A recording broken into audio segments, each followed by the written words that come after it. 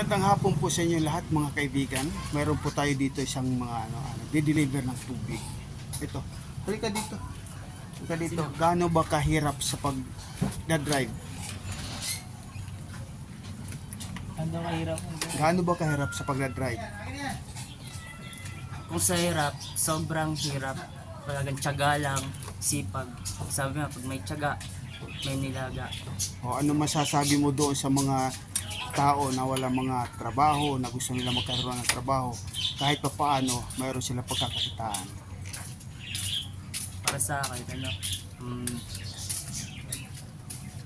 maghanap silang trabaho. Marami naman dyan. Pero kung may tiyaga, Yan, pag may tiyaga nga, may linaga. kung wala, Kung wala, nga.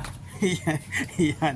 Ito, kumbaga, sinabi lang niya, kung halimbawa kayo, kung wala kayong mga trabaho na gusto niyo magkaroon ng trabaho, kailangan magtsaga kayo para mayroon kayong kikitain. Kasi siya driver dito ng itong nasa likod ko, kumbaga araw-araw siya bibiyahe. Nandito nararamdaman niya talaga ng pagod. Kailangan talaga niya mag-ingat.